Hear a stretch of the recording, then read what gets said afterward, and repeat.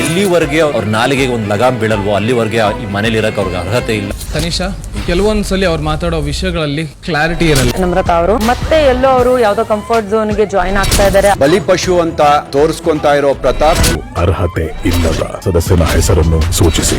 ಎದೆಗೆ ಚೂರಿ ಹಾಕೋದು ಅಂತಾರಲ್ಲ, ಅಂದರೆ ಹಾರ್ಟ್ಗೆ ಚುಚ್ಚಿಬಿಟ್ಟ ಅಂತಾರಲ್ಲ, ಆ ರೀತಿಯ ಟಾಸ್ಕನ್ನು ಬಿಗ್ ಬಾಸ್ ಕೊಟ್ಟಿದ್ದಾರೆ.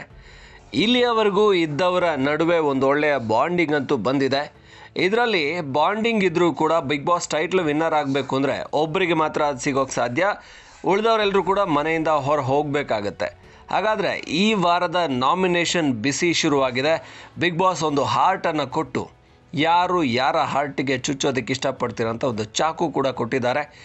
ಅದರಲ್ಲಿ ಅಚ್ಚರಿಯ ಆಯ್ಕೆ ಅಂತ ಅನಿಸಿದ್ದು ಕಾರ್ತಿಕ್ ಅವರು ತನಿಷಾ ಅವರನ್ನು ನಾಮಿನೇಟ್ ಮಾಡಿದ್ದು.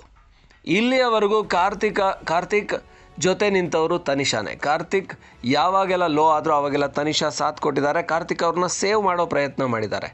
ಆದರೆ ಕಾರ್ತಿಕ್ಗೆ ತನಿಷಾ ಅವ್ರನ್ನ ನಾಮಿನೇಟ್ ಮಾಡಿಬಿಟ್ರ, ಯಾಕೆ ಅವರಿಗೆ ಚೂರಿ ಹಾಕಿದರು? ಇದು ಎದುರುಗಡೆಯಿಂದ ಚೂರಿ ಹಾಕಿದ್ದಲ್ಲ, ಯಾಕೋ ತುಂಬ ನೋವಾಗುವ ರೀತಿಯಲ್ಲಿ ಚುಚ್ಚಿಬಿಟ್ಟಿದ್ದಾರೆ ಅಂತ ಫ್ಯಾನ್ಸ್ ಮಾತಾಡ್ಕೋತಾ ಇದ್ದಾರೆ. ಕಾರ್ತಿಕ್ ಯಾವುದೇ ಕಾರಣಕ್ಕೂ ತನಿಷಾನ ಬಿಟ್ಕೊಡ್ಬಾರ್ದಾಗಿತ್ತು. ಈಗ ಕಾರ್ತಿಕ್ ಫಿನಾಲೆಗೆ ಹೋಗಬೇಕು ಅಂತ ಹೇಳಿದರೆ ಅವರಿಗೆ ಸಪೋರ್ಟಾಗಿ ನಿಂತ್ಕೊಳ್ತಾ ಇರೋದೇ ತನಿಷಾ. ಸೊ ತನಿಷಾ ಜೊತೆ ಕಾರ್ತಿಕ್ ನಿಲ್ಲಬೇಕಿತ್ತು. ಅವ್ರನ್ನೇ ನಾಮಿನೇಟ್ ಮಾಡಿದರೆ ಇದ್ದ ಒಬ್ಬ ಒಳ್ಳೆ ಫ್ರೆಂಡನ್ನು ಕೂಡ ಕಳ್ಕೊಂಡಾಗೆ ಅಲ್ವಾ? ಕಾರ್ತಿಕ್ ಯಾಕೆ ಈ ರೀತಿ ನಿರ್ಧಾರ ಮಾಡಿದರು ಅಂತ ಈಗ ಚರ್ಚೆ ಶುರುವಾಗಿದೆ.